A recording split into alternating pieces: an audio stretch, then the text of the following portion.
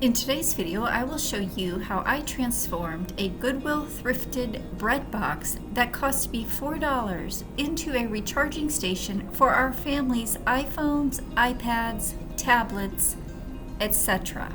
Stay tuned.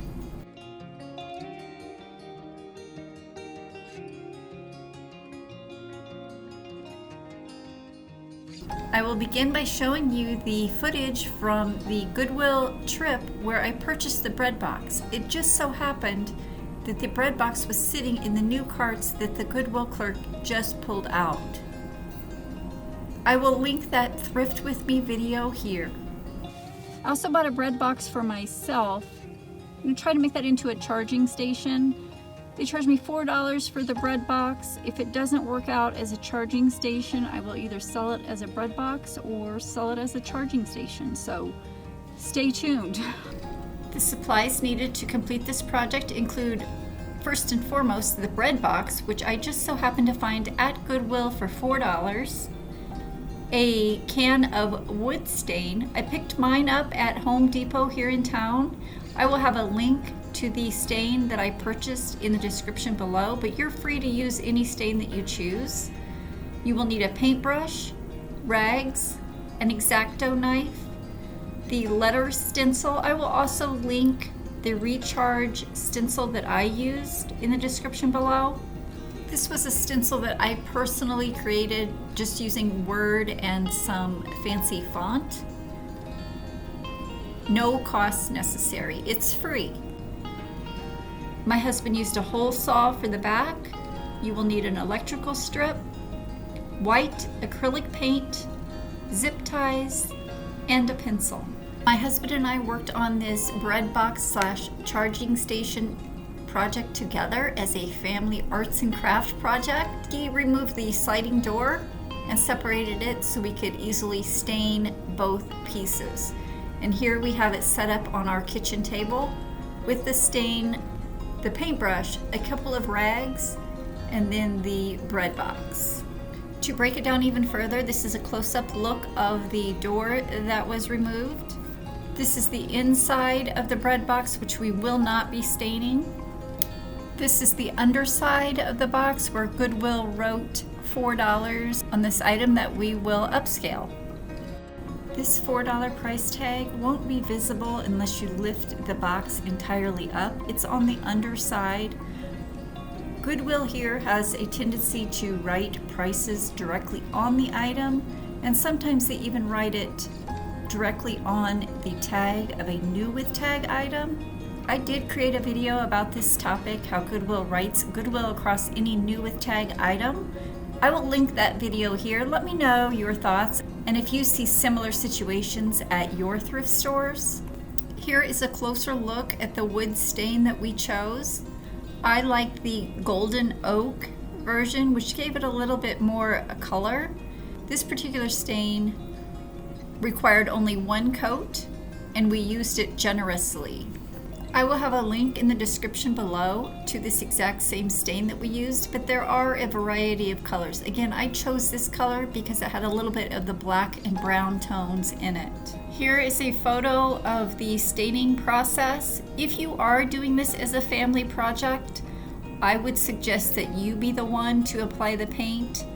My husband actually had the paintbrush and was applying the paint, so it was my job to use the rag and rub it in. The stain is sticky and you will get it on your hands. You may want to use protective gloves. I did not, so my hands were awfully sticky, but given the choice, you be the painter and let another person wipe the stain.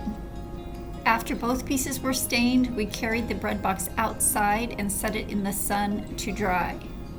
As you can see here, the inside of the rolling door got a little messy with the stain. I'm not sure if there's a way to prevent that, but just keep that in mind. Most people will not see it unless the door is open, and then I do plan to put an electrical strip back there, so it won't always be visible. Looking closer at this picture, you can see where my husband put a clamp on the entire bread box with some glue to glue it back together after putting the door back in. He had to pull the bread box apart to get the door off, and here he is just gluing it back together. This is a photo after the clamps were removed and the box was glued back together. The finished stained bread box with the door closed. As you can see here, the door does open and close easily. This is the photo of the inside of the box, which was not stained. Okay, I have to give my husband credit because he did do a lot of work on this charging station. He did drill the hole in the back of the box as well, and you can see that here in this photograph. He tells me it is a hole saw. So who knew? There's saws specifically for holes. We're going to feed a electrical strip through this hole and plug it in on the outside, so the electrical strip will be housed inside the charging station. This is a better view of the hole from the inside of the charging station before we place the electrical strip. We thought about using hot glue to glue the electrical strip along the back, but that was not quite heavy enough, so my husband drilled 4 holes in the back of the box and then secured the electrical strip with zip ties as shown here. How's everyone doing? Do you like this type of content? If so, go ahead and give this video a thumbs up and subscribe to my channel so you don't miss my next video. As a reseller, I search thrift shops for items that I can buy low and flip for a profit online. As part of that, I'm always on the lookout for items that I can DIY or upscale to make something useful for my own home. I will link another video here for a wooden frame that I found for $1 at a thrift shop that I converted to my son's senior class board. Here is an example of the stencil that I wanted to use on the charging station, but after further thought, the cursive lettering and the skinny print would be very difficult to trace. There are probably stencils on Amazon or other websites that you could purchase for a small fee. However, I like to print my own from my own computer just using Microsoft Word, so I came up with something a little different. While I did like the electrical plug design, I decided to keep it simple and just write recharge on the box.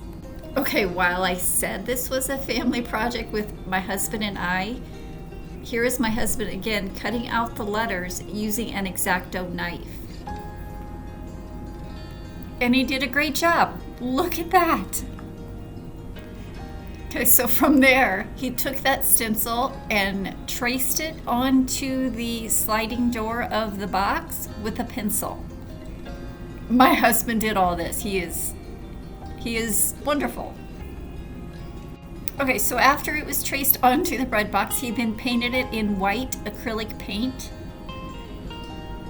Again, I'm sitting here wondering exactly what I did in this project. I think I had the idea. I found the bread box. I printed the stencil.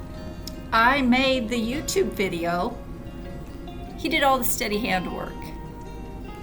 But together, we created a charging station from a $4 thrift store find. An old bread box.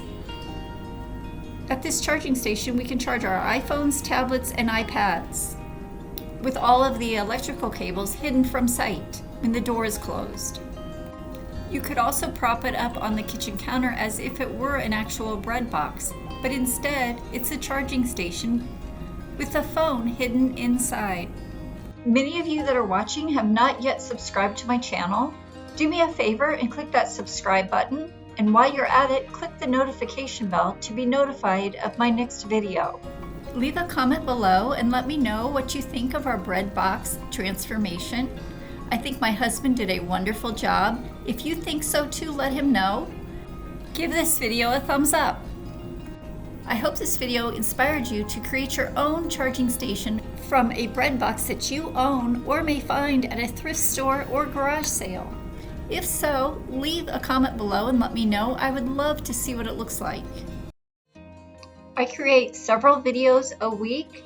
Those include thrift with me videos, what sold videos, how-to videos, videos specific to Facebook Marketplace or Mercari, and I'm always open to suggestions. So if you have a suggestion for a future video, Go ahead and leave it in the comments below and we'll see what we can do. Continue watching and I'll catch you in the next one.